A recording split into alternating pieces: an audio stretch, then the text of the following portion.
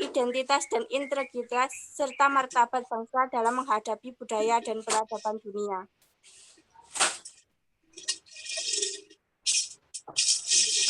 Selanjutnya,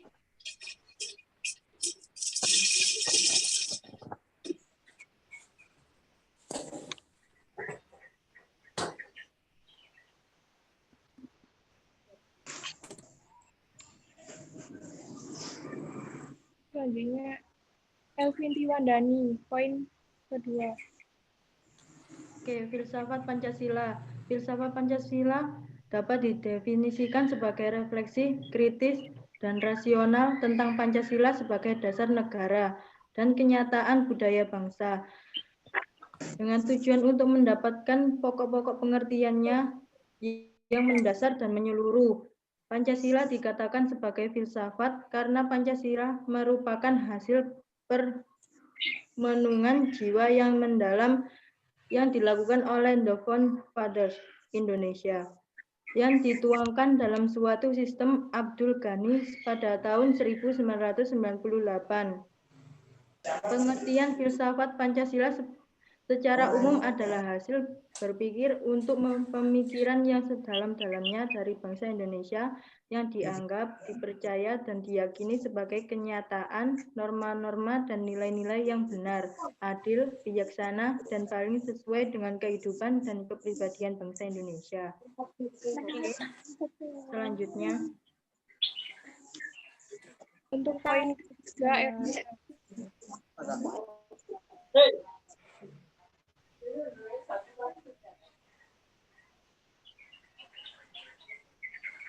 Selanjutnya,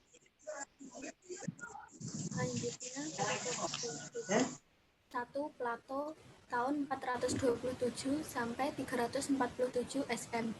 Filsafat adalah pengetahuan tentang segala yang ada atau ilmu pengetahuan yang berminat mencapai kebenaran yang asli. 2. Aristoteles tahun 384 sampai 322 SM. Filsafat adalah pengetahuan tentang suatu yang maha agung dan usaha-usaha untuk mencapainya. 3. Marcus Tullius Cicero tahun 106 sampai 43 SM. Filsafat adalah pengetahuan yang meliputi kebenaran yang di dalamnya terkandung ilmu-ilmu metafisika, logika, retorika, etika, ekonomi, politik, dan estetika atau filsafat menyelidiki sebab dan asas segala benda. 4. Immanuel Kant tahun 1724 sampai 1804. Filsafat itu ilmu pokok dan pangkal segala pengetahuan yang mencangkup di dalamnya 4 persoalan, yaitu apakah yang didapat kita ketahui dijawab oleh metafisika, apakah yang dapat kita kerjakan dijawab oleh etika, sampai di manakah pengharapan kita dijawab oleh antropologi.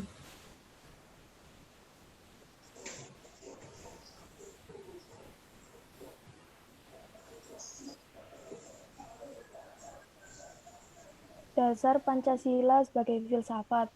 Yang pertama, dasar epistemologis Pancasila. Dasar-dasar epistemologis Pancasila terkait dengan sumber dasar pengetahuan Pancasila.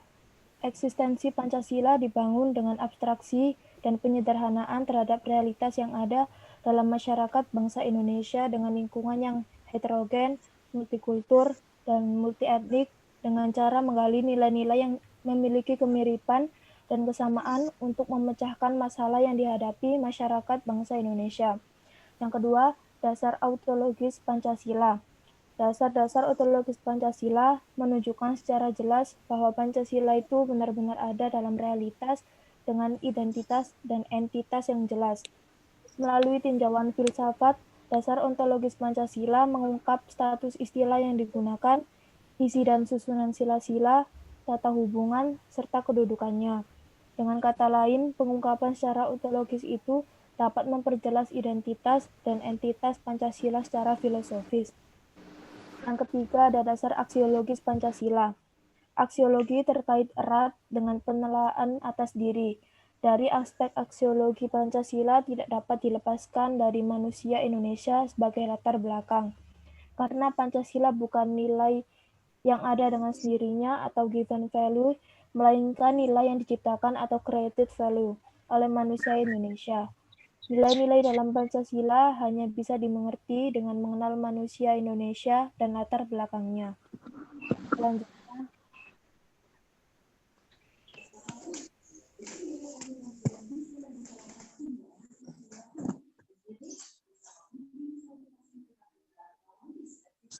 selanjutnya sila. Ada tiga, yaitu hakikat pribadi, hakikat konkret, dan hakikat abstrak. Hakikat pribadi yaitu sebagai hakikat yang memiliki sifat khusus, artinya terikat kepada barang sesuatu. Hakikat pribadi sebagai hakikat yang memiliki sifat khusus, artinya terikat kepada barang sesuatu. Hakikat pribadi Pancasila menunjukkan pada ciri-ciri khusus sila-sila Pancasila yang ada pada bangsa Indonesia, yaitu adat istiadat, nilai agama, nilai kebudayaan, sifat dan karakter yang melekat pada bangsa Indonesia, sehingga membedakan bangsa Indonesia dengan bangsa yang lainnya di dunia. Sifat-sifat dan ciri-ciri ini tetap melekat dan ada pada bangsa Indonesia. Hakikat pribadi inilah yang realisasinya sering disebut sebagai kepribadian totalitas konkret, disebut kepribadian Pancasila. Selanjutnya ada hakikat konkret yang bersifat nyata sebagaimana dalam kenyataannya. Hakikat konkret Pancasila terletak pada fungsi Pancasila sebagai dasar filsafat negara, yaitu maksudnya adalah hakikat konkret yang bersifat nyata sebagaimana dalam kenyataannya. Hakikat konkret Pancasila terletak pada fungsi Pancasila sebagai dasar filsafat negara. Dalam realisasinya, Pancasila adalah pedoman praktis, yaitu dalam wujud pelaksanaannya, praktis dalam keadaan kehidupan negara, bangsa dan negara Indonesia yang sesuai dengan kenyataan sehari-hari, tempat, keadaan, dan waktu. Dengan realisasi hakikat konkret itu, pelaksanaan Pancasila dalam kehidupan negara setiap hari bersifat dinamis, antisipatif, dan sesuai dengan perkembangan waktu, keadaan, serta perubahan zaman. Selanjutnya yang terakhir ada hakikat abstrak, yang disebut juga sebagai hakikat jenis atau hakikat umum yang mengandung unsur-unsur yang sama, tetap dan tidak berubah. Hakikat abstrak sila-sila Pancasila menunjukkan pada kata ketuhanan, kemanusiaan, persatuan, kerakyatan, dan keadilan.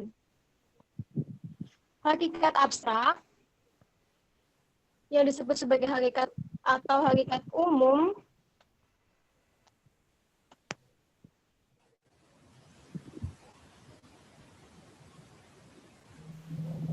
yang menunjukkan pada kata ketuhanan, kemanusiaan, persatuan, kerakyatan, dan keadilan.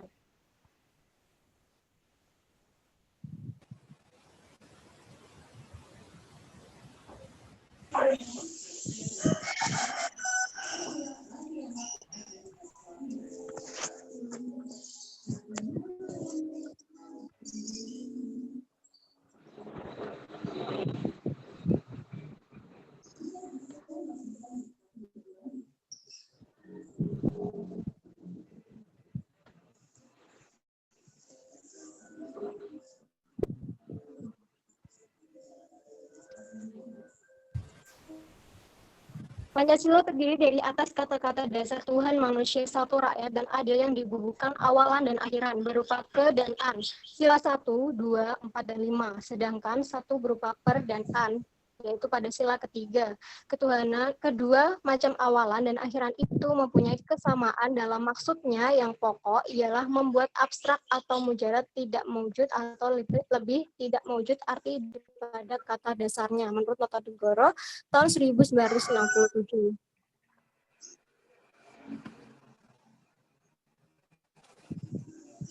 Selanjutnya, kesatuan sila-sila Pancasila akan dibacakan oleh teman saya, Meila.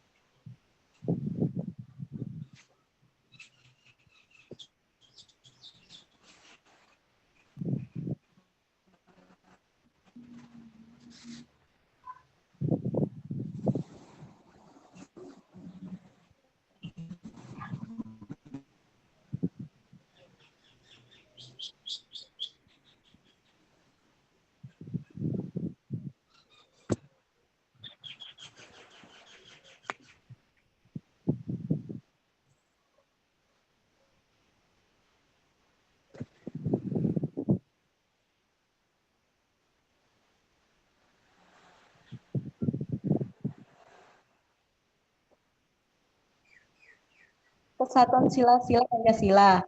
Pancasila yang berisi 5 sila menurut Notonegoro merupakan satu kesatuan yang utuh. Kesatuan sila-sila Pancasila tersebut diuraikan sebagai berikut. Yang pertama yaitu kesatuan sila-sila Pancasila dalam struktur yang bersifat hierarkis dan berbentuk piramidal. Susunan secara hierarkis mengandung pengertian bahwa sila-sila Pancasila memiliki tingkatan yang berjenjang, yaitu sila yang ada di atas menjadi landasan sila yang ada di bawahnya. Dalam susunan hierarkis dan piramidal, sila ketuhanan yang Maha Esa menjadi basis kemanusiaan, persatuan Indonesia, kerakyatan, dan keadilan sosial. Sebaliknya, ketuhanan yang Maha Esa adalah ketuhanan yang berkemanusiaan, yang membangun, memelihara, dan mengembangkan persatuan Indonesia, yang berkerakyatan dan berkeadilan sosial.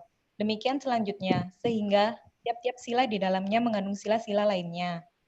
Yang kedua, yaitu hubungan kesatuan sila-sila Pancasila yang saling mengisi dan saling mengkualifikasi.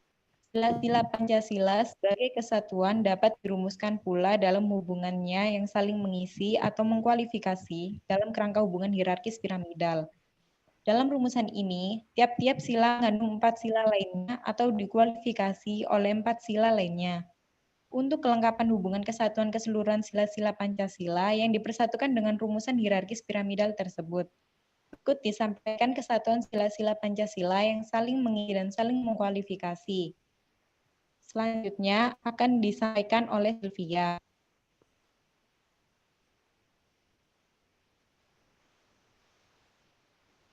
Satu, ketuhanan yang Maha Esa.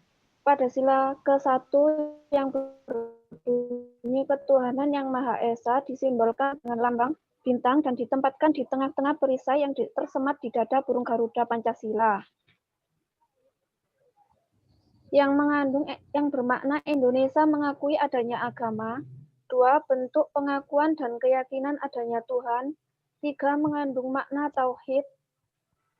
4, menjadi dasar yang memimpin ke jalan kebenaran, keadilan, kebaikan, kejujuran, dan persaudaraan. Dalam sila 1 ini, Pancasila juga mengandung 7 butir pengamalan, yaitu pertama, bangsa Indonesia menyatakan kepercayaannya dan ketakwaannya terhadap Tuhan Yang Maha Esa.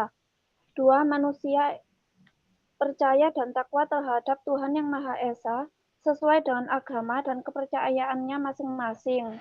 Yang ketiga, mengembangkan sikap hormat, menghormati, dan bekerja sama antar pemeluk agama dengan menganut kepercayaannya yang berbeda-beda terhadap Tuhan Yang Maha Esa. 4, membina kerukunan hidup di antara sesama untuk beragama dan kepercayaannya terhadap Tuhan Yang Maha Esa. 5, agama dan kepercayaannya terhadap Tuhan Yang Maha Esa adalah masalah yang menyangkut hubungan pribadi manusia dengan Tuhan Yang Maha Esa. 6, mengembangkan sikap yang saling menghormati, kebebasan menjalankan ibadah sesuai dengan Tuhan Yang Maha Esa, sesuai dengan kepercayaannya masing-masing. 7, tidak memaksakan suatu agama dan kepercayaannya terhadap Tuhan Yang Maha Esa kepada orang lain. Slide selanjutnya akan dijelaskan oleh teman saya Tiara.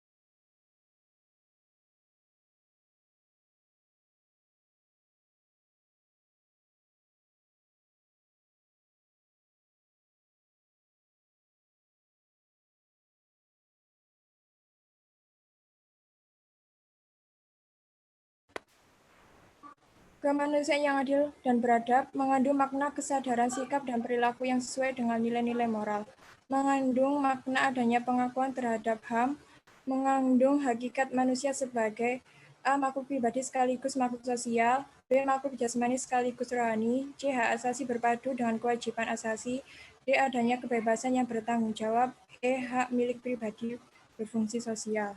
Selanjutnya untuk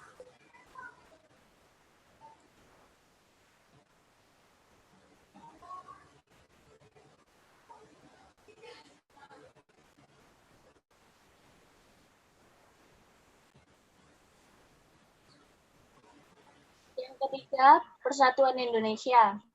Mengandung arti untuk bersatu dalam kebenaran tekad mewujudkan tujuan bersama.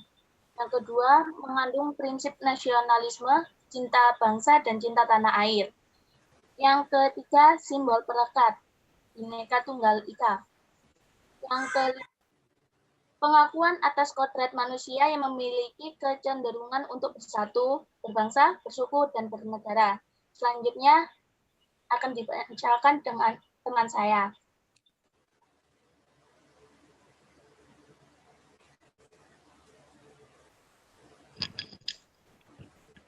Yang keempat adalah kerakyatan yang dipimpin oleh hikmat kebijaksanaan dalam permusyawaratan perwakilan. Di sini, sila keempat ini memiliki 2 poin. Yang pertama adalah mengembangkan demokrasi Pancasila sebagai kebutuhan kodrati manusia yang bersatu. Maksudnya adalah pengembangan demokrasi Pancasila itu sudah menjadi bagian kehidupan manusia dan tidak bisa ditolak. Yang kedua, demokrasi Pancasila mengandung muatan sebagai berikut. Yang pertama adalah berpaham negara hukum. Maksudnya di sini adalah negara yang penyelenggaraan kekuasaan pemerintahannya didasarkan atas hukum. Dalam negara hukum, kekuasaan menjalankan pemerintah berdasarkan kedaulatan hukum dan bertujuan untuk menjalankan ketertiban hukum. Yang kedua, konstitusionalisme Indonesia. Maksudnya adalah konsep atau gagasan yang berpendapat bahwa kekuasaan pemerintah perlu dibatasi agar penyelenggaraan negara tidak sewenang-wenang atau otoriter. Yang ketiga adalah kedaulatan di tangan rakyat. Di sini pengertian kedaulatan sendiri adalah kekuasaan tertinggi dalam sebuah negara. Jadi, pengertian dari kedaulatan di tangan rakyat adalah bahwa kekuasaan tertinggi dalam suatu negara berada di tangan rakyat. Bisa kita ingat, pengertian demokrasi adalah sistem pemerintahan yang diselenggarakan dari rakyat, oleh rakyat, dan untuk rakyat. Yang keempat adalah pemerintahan yang bertanggung jawab. Artinya adalah sebuah keadaan di mana sebuah pemerintahan wajib mengatur segala apapun yang dibutuhkan atau yang diperlukan, itu wajib dipenuhi. Yang kelima adalah pemerintahan berdasarkan perwakilan. Maksudnya adalah sedikit orang dipilih untuk mewakili sekelompok orang yang lebih banyak. Contohnya seperti dalam suatu negara akan dipilih beberapa orang saja untuk mewakili atau mengurus beberapa wilayah seperti desa, kabupaten, atau bahkan negara. Contohnya seperti kepala desa, wali kota, gubernur, ataupun presiden. Yang keenam adalah sistem pemerintahan presidensil atau disebut juga dengan sistem kongresional. Di sini artinya merupakan sistem pemerintahan negara republik di mana kekuasaan eksekutif dipilih melalui pemilihan umum dan terpisah dengan kekuasaan legislatif. Yang terakhir adalah tidak adanya dikotomi mayoritas dan minoritas. Dikotomi sendiri memiliki arti pembagian atas 2 kelompok yang saling bertentangan. Jadi, tidak adanya dikotomi mayoritas dan minoritas memiliki pengertian tidak adanya pembagian antara 2 kelompok yang saling bertentangan, baik kelompok mayoritas atau kelompok yang jumlahnya banyak, atau kelompok minoritas, kelompok yang jumlahnya sedikit. Selanjutnya akan dijelaskan oleh teman saya.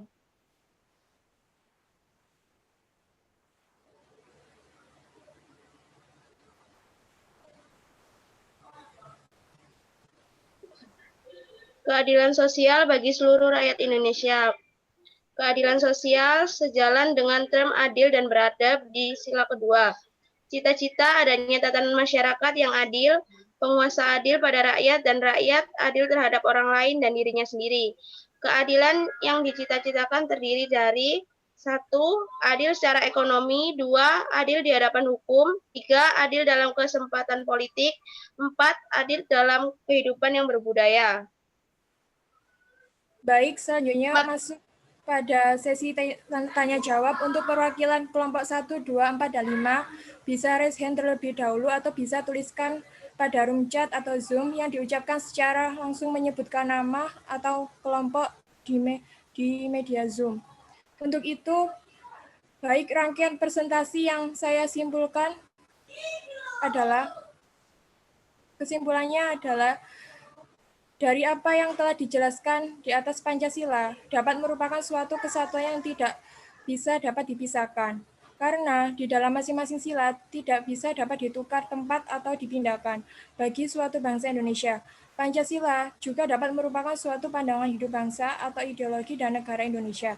Dan filsafat merupakan suatu ilmu pengetahuan karena memiliki logika, metode, atau sistem. Pancasila dapat dikatakan sebagai filsafat yang dikarenakan Pancasila merupakan hasil perenungan jiwa yang mendalam dan dapat dilakukan oleh para pendahulu kita, yang kemudian dituangkan di dalam suatu sistem yang tepat, di mana Pancasila memiliki hakikatnya tersendiri yang terbagi menjadi 5 sesuai dengan kelima sila-silanya tersebut. Adapun yang mendasari Pancasila adalah dasar ontologis atau hakikat manusia, dasar epistemologis atau pengetahuan, dasar aksiologis atau pengamalan nilai-nilainya.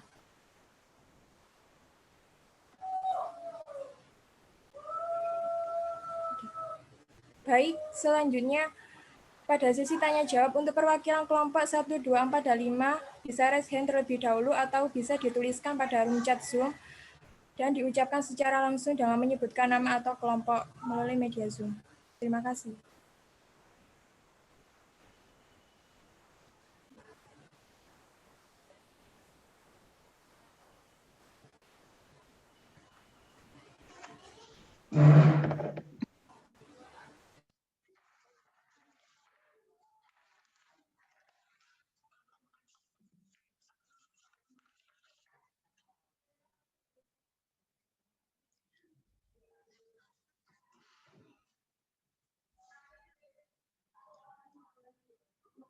Untuk penanya, selain ditulis di chat juga langsung ya. Jadi 2 kali pertanyaan, artinya 2. Ditulis di chat, kemudian juga langsung diutarakan.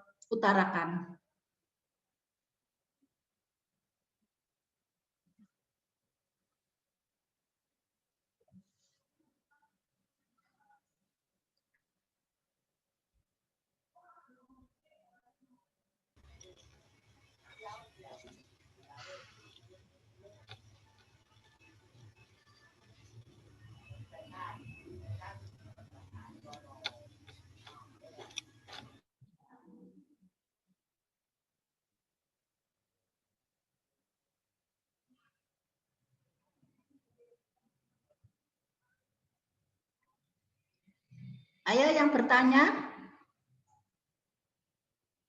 Kelompok 1, 2, 4, 5.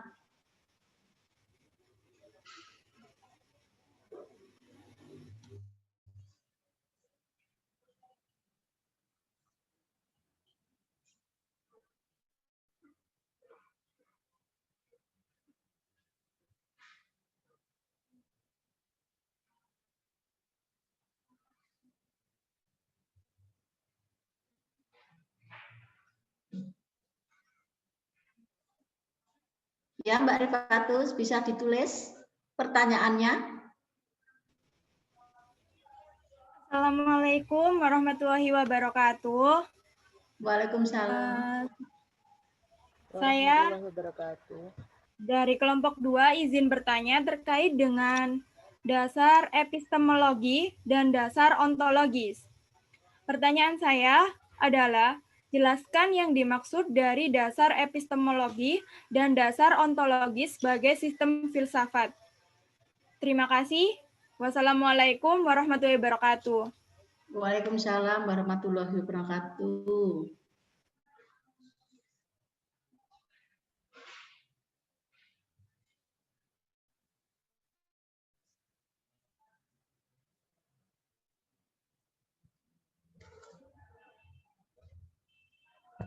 Kelompok berikutnya.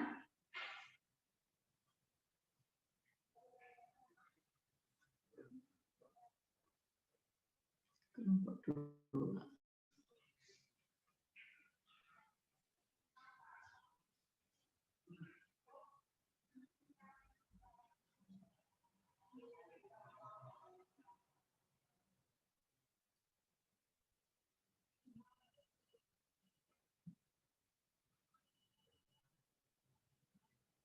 Ayo kelompok yang lain.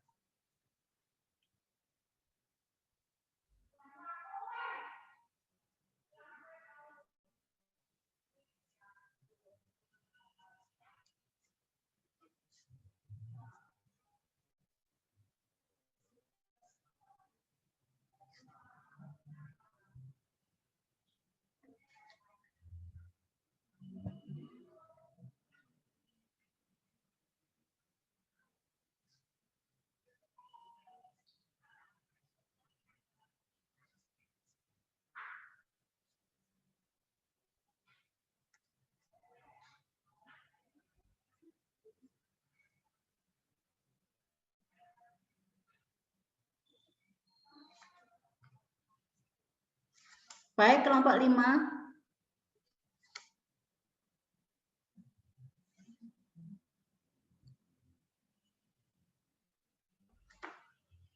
Mbak Dwi Arianti.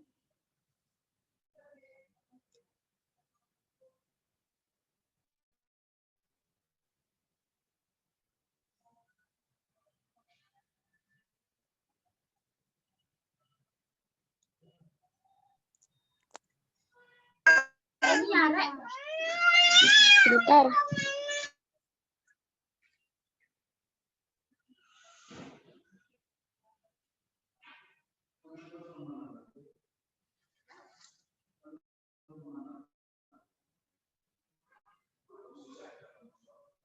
Iya, Mbak Dwi.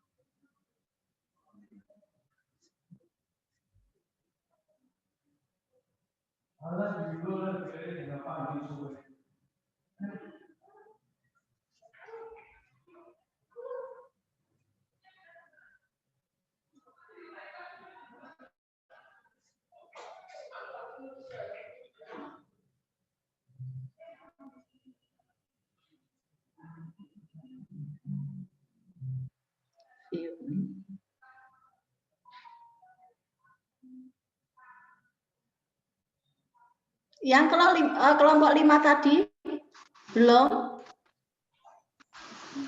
Kelompok 5, Mbak Dwi Arianti. Iya. Bentar, Bu. Iya. Assalamualaikum, saya Dwi Arianti dari kelompok 5. Mau bertanya, mengapa manusia selalu berfilsafat dan mengapa filsafat yang digunakan bangsa kita adalah filsafat Pancasila?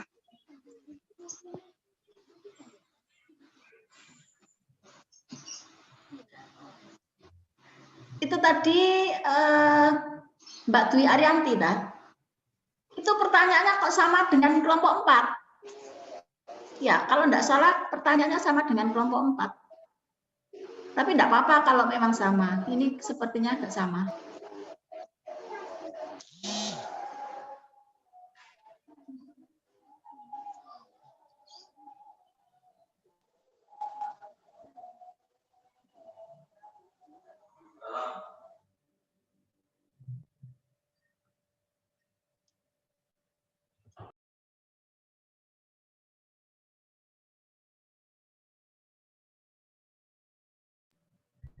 Kalau kebetulan sama ya enggak apa-apa, kan tidak janjian.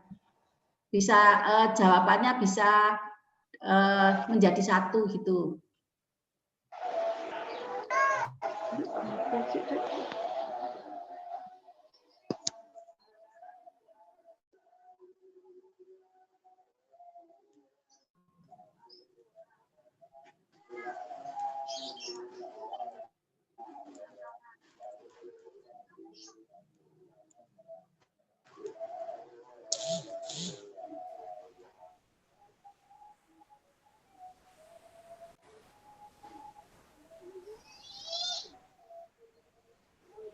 Mbak Wi.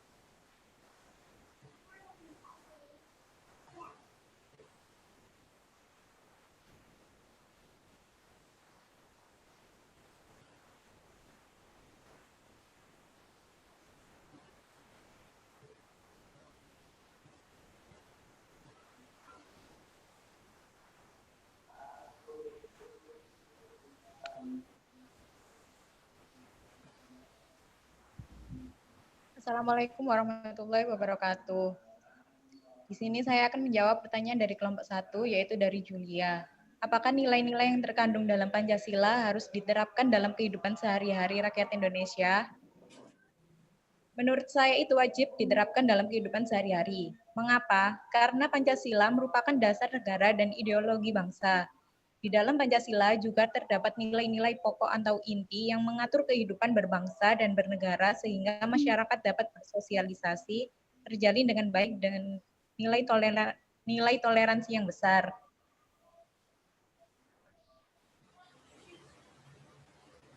Iya.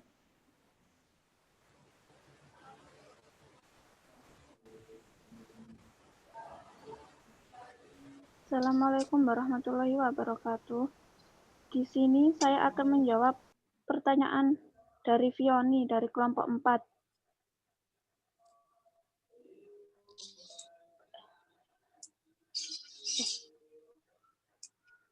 Saya akan menjawab pertanyaan dari Rifatus Soliha dari kelompok 2. Yang pertanyaannya adalah, jelaskan yang dimaksud dari dasar epistemologi dan dasar ontologi sebagai sistem filsafat.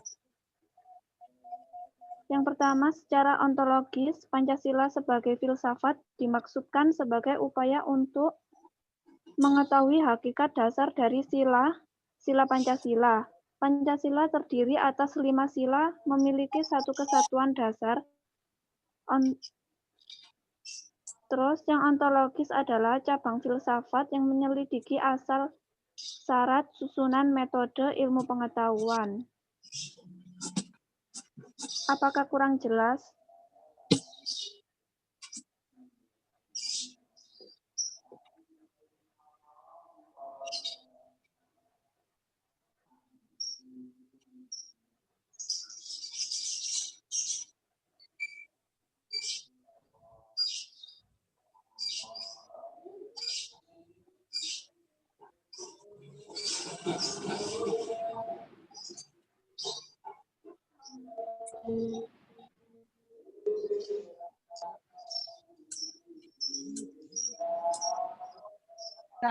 Assalamualaikum warahmatullahi wabarakatuh. Saya akan menjawab pertanyaan dari kelompok 4 dari Vioni Dwi Permata. Kenapa manusia selalu berfilsafat dan mengapa filsafat yang digunakan di Indonesia merupakan filsafat Pancasila? Manusia berfilsafat dikarenakan dilihat dari kata filsafat itu sendiri. Filsafat merupakan suatu yang diyakini kebenarannya menurut aliran masing-masing. Manusia berfilsafat dikarenakan ada sesuatu yang diyakini kebenarannya menurut insting dan keyakinan dalam menilai sesuatu hal. Bangsa Indonesia menggunakan filsafat Pancasila dikarenakan kita sebagai bangsa Indonesia dilandasi 5 sila tersebut. Sila yang merupakan dasar pertimbangan kita sebagai bangsa Indonesia untuk menilai suatu hal. Terima kasih. Apakah kurang jelas?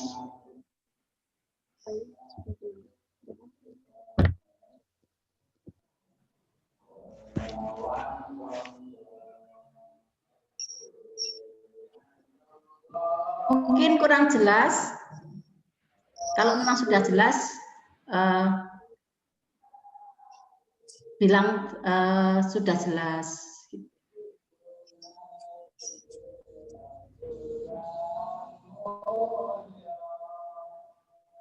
Kepada Fioni, apakah jawaban saya sudah jelas menurut Anda?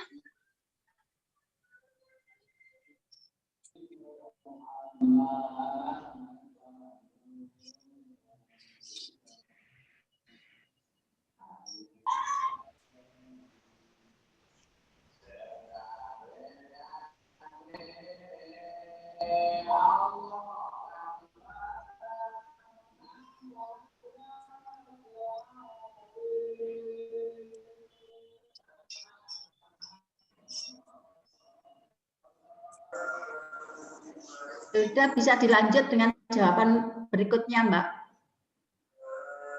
Iya, Ibu.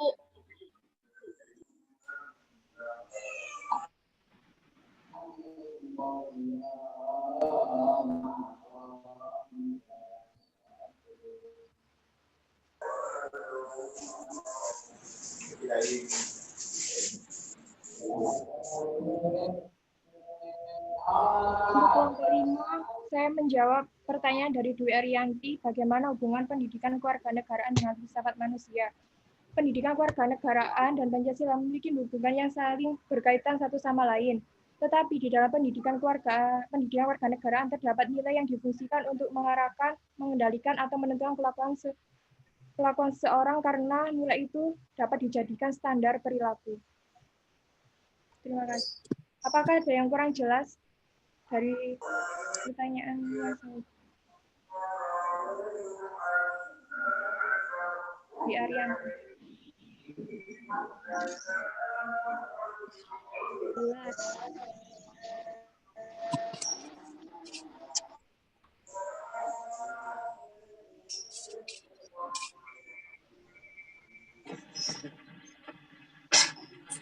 Sudah cukup jelas?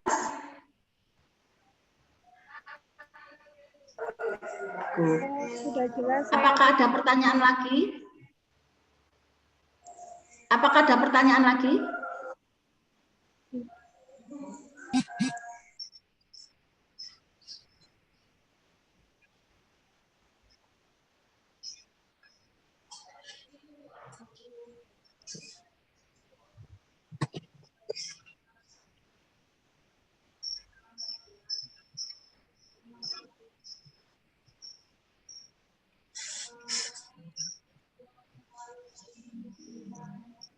Sudah, tidak ada pertanyaan lagi. Kalau tidak ada pertanyaan lagi, jangan lupa yang direkod ini diupload di YouTube, kemudian URL-nya dikirimkan ke Ibu. Ya, berarti kelompok 3, 4, 5. Yang kelompok 1 dan 2 rekodnya enggak jadi ya. Maksudnya itu belum merekod gitu maksud saya. Ya, jadi mulai kelompok 3, 4, 5 kemudian URL-nya jangan lupa dikirimkan ke Bu Emi. Ya. Barangkali dari mahasiswa ada pertanyaan buat Bu Emi? Itu, Bu. URL-nya itu kirim sendiri-sendiri apa perwakilan kelompok? Perwakilan saja. Jadi nanti kelompok misalkan kelompok 3 URL-nya ini gitu nanti kan Ibu nanti bisa di-share ke e-learning. Jadi tujuannya nanti kelompok 3 ini presentasinya gitu. Jadi nanti bisa kan di YouTube. Uploadnya juga perwakilan kelompok ya, Ibu? Uploadnya, oh ya, kan kalau upload itu kan kalau satu file aja, misalkan ini tadi kan direkod kemudian di-upload di YouTube. Caranya kan bisa, cara ngupload ke YouTube bisa. Insya Allah bisa, Bu. Bisa kan? Nah, sekarang mahasiswa pinter-pinter teknologi, ya. Iya. Barangkali ada pertanyaan lagi? Bu, izin Cukup bertanya. Ya? Cukup. Sudah. Kalau cukup dari kelompok 3, tolong ditutup. Ya. Demikian presentasi dari kelompok kami. Saya mengucapkan hamdalah, alhamdulillah. Dan saya selaku moderator atau kelebihan atau kekurangan saya mohon maaf. Terima kasih. Wassalamualaikum warahmatullahi wabarakatuh. Waalaikumsalam warahmatullahi wabarakatuh.